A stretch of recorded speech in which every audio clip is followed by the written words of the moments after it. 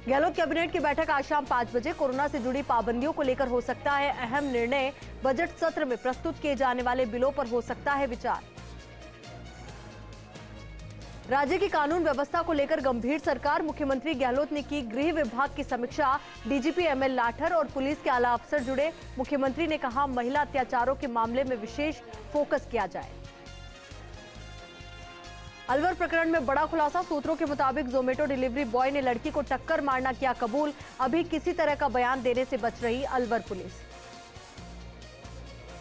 केंद्र सरकार ने राज्यों को चिट्ठी लिख चेताया। कहा कोरोना टेस्ट बेहद जरूरी, इसे तुरंत बढ़ाया जाए। देश में फैल रहा ओमिक्रॉन वेरिएंट, महामारी से लड़ने में टेस्टिंग बेहद अहम। प्रदेश में कड़ाके की सर्दी का दौर जारी। शीतलहर ने भी बढ़ाई ठिठुरन। कई जिलों में घना कोहरा छाने से वाहन चालकों को हो रही भारी परेशानी। 21 और 22 जनवरी को पश्चिमी विक्षोभ के असर से मावठ होने के आसार। दिल्ली में भाजपा केंद्रीय चुनाव समिति की बैठक। टिकटों पर लगी आखिरी मुहर। पहले हुई बीजेपी कोर ग्रुप की बैठक में यूपी के 231 उम्मीदवारों के नामों पर हुआ मंथन।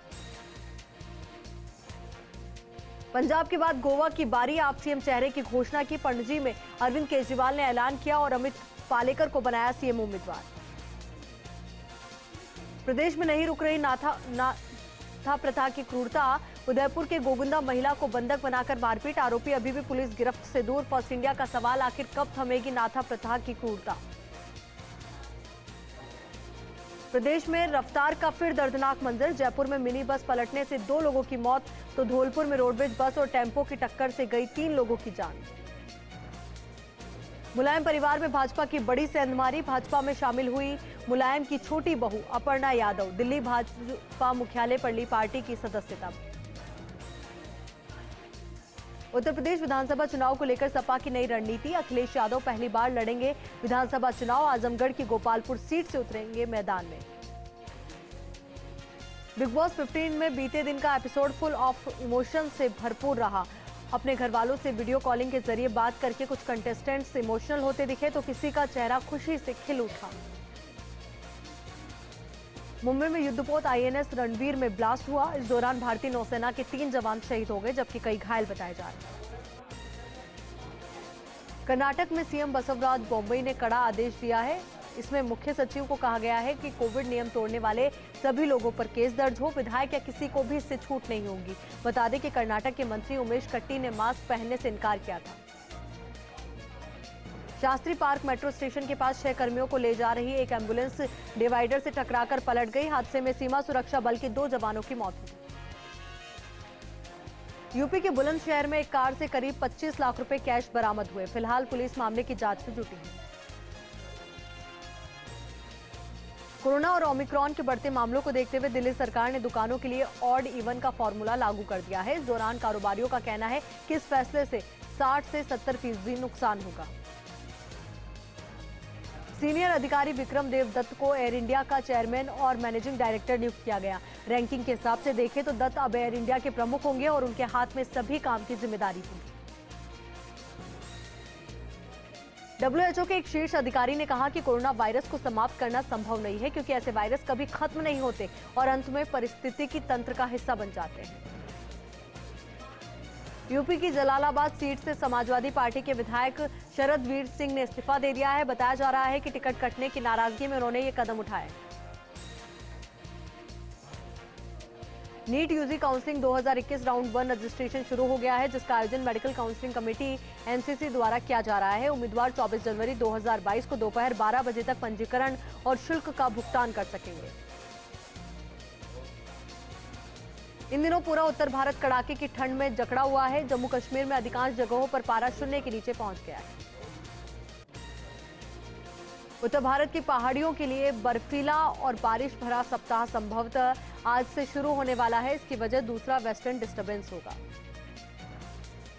जिसके सहारे रेगिस्तान में कभी तपते रेगिस्तान से लोग परेशान रहते थे।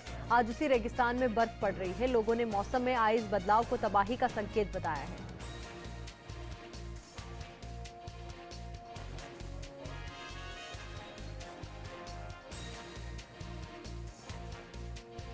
आपको बता दें कि जिस सहारा रेगिस्तान में कभी तपते रेगिस्तान से लोग परेशान रहते थे, आज उसी रेगिस्तान में बर्फ पड़ रही है और उसी की तस्वीरें भी आपको दिखा रहे हैं।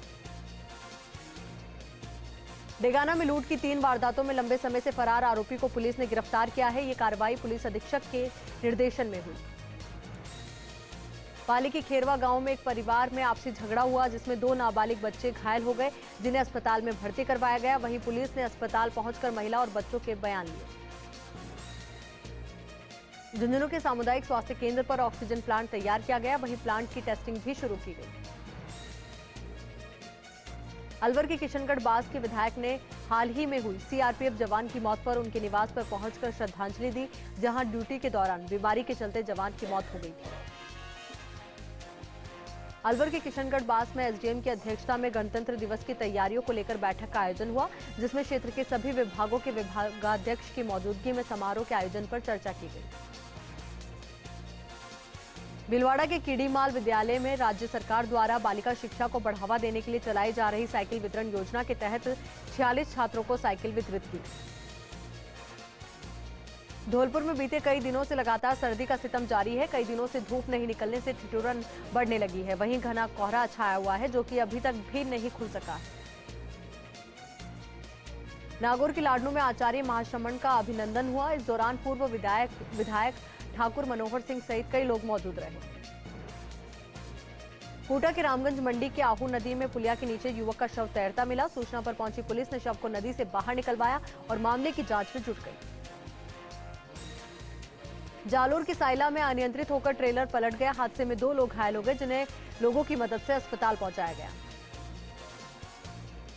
भरतपुर के कामा में अनियंत्रित होकर ट्रक पलट गया। ट्रक पलटने के बाद चालक को मामूली चोट आई। फिलहाल पुलिस मामले की जांच में जुटी है। डीडवाना में बीते 1 सप्ताह तक हुई मौसमी बदलाव, बारिश और कोहरे की वजह से खेती किसानी को फायदा हुआ है। इस दौरान खेतों में सरसों और अन्य फसलें लहलाती हुई नजर आई।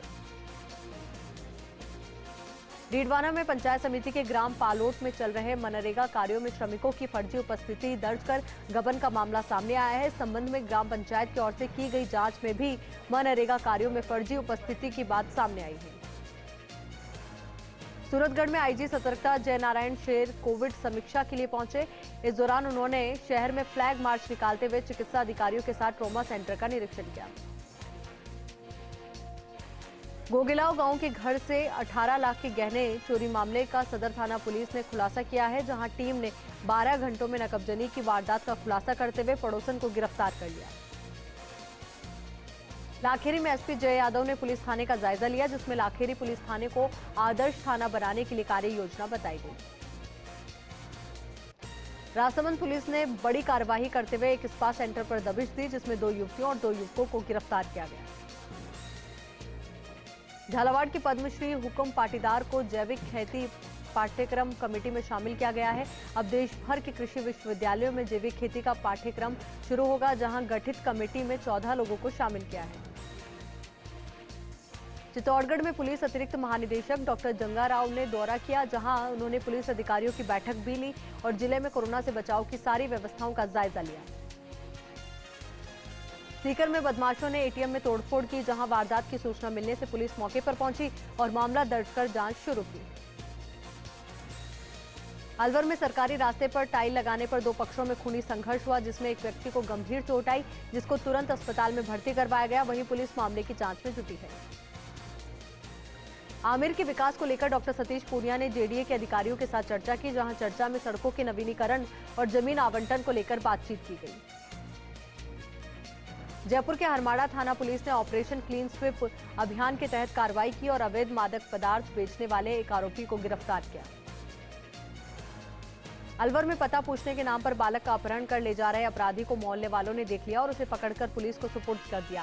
फिलहाल पुलिस मामले की जांच में जुटी है।